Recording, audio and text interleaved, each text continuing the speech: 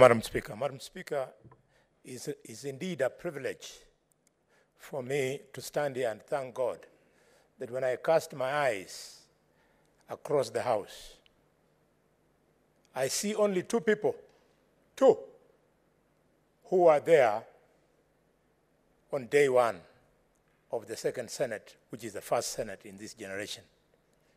It was Mr. Speaker, who are currently in this House. It was Mr. Speaker, Madam Speaker, the clerk, Nyekenye, and myself, Mr. Speaker. We are the only ones surviving from that generation. So we want to thank God. Having thanked God, I want to thank the leader of the majority and ask the clerk, as the CEO of the Parliamentary Service Commission, did you really put thought into this process? Are we not the real problem? Why? How can you say this is a great day?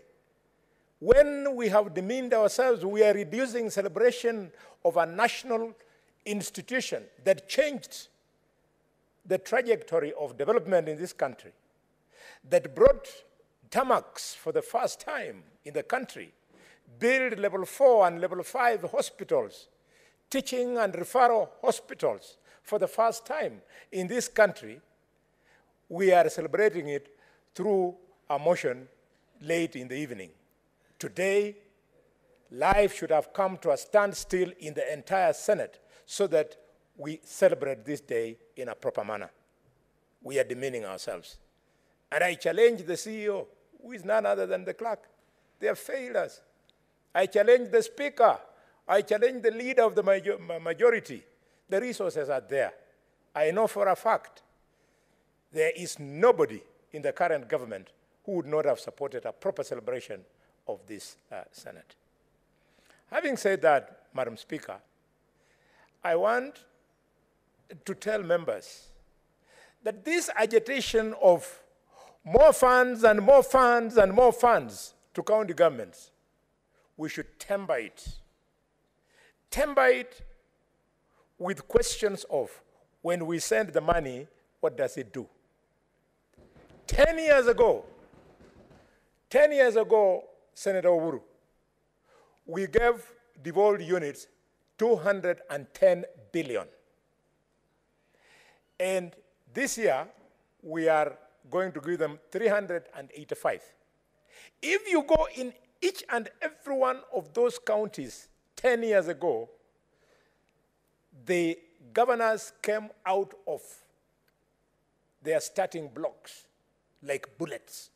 You'll find something innovative here, innovative there, but with the years, it has gone down. Now our county governments are employment bureaus, bureaus that employ friends and relatives of governors.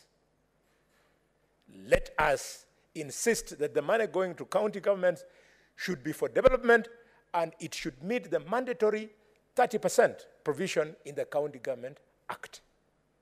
Madam Speaker, I don't want to speak for long.